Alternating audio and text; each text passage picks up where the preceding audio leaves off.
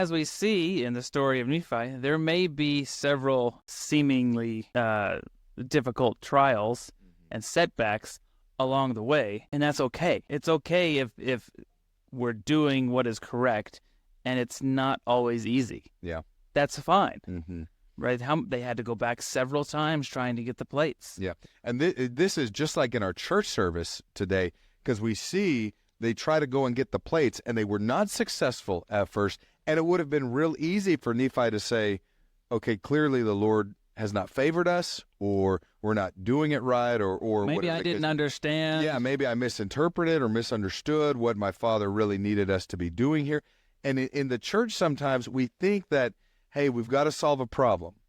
So what do? We come up with an idea. Okay, let's go and do it. Well, it doesn't work, and people start to get discouraged, like, what the heck is going on? It's like, no, that's part of the process. That's part of the way in which the Lord works through mortal, imperfect men is, hey, we have a problem. We all know what the problem is. We all know that we need to address it. We come up with the best solution we can, and guess what? It may not work the first time. It may not work the first couple of times. That's okay. There is still knowledge that's being received, and there's still good that's coming out of it.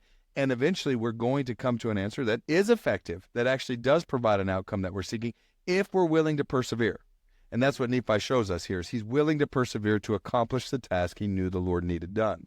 And in persevering on his final attempt, he goes back in at night, and what does he say? He crept into the city, right? He was going to go try again. But then he said, I was led by the Spirit, not knowing beforehand the things which I should do. So this is not teaching to be unprepared. But what it is teaching is that in persevering, in following the commandment he was given, still with that faith the Lord would provide the way, as he was going and doing, creeping into the city, kind of sus.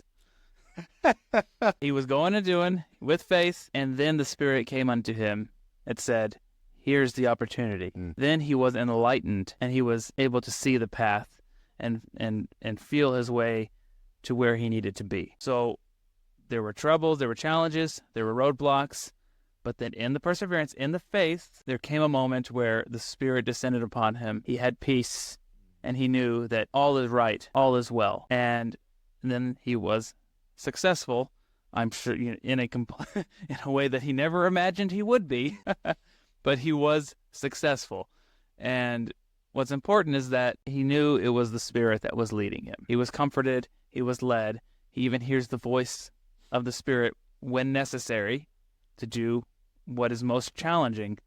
But that all came as a result of going and doing. So with a softening of heart, there is a process of going and doing and putting in some of your own effort, relying a little bit on your own abilities in the attempt, but then being led and blessed by the Spirit to be able to be given and to do what is beyond your capability, what only the Lord can do through you.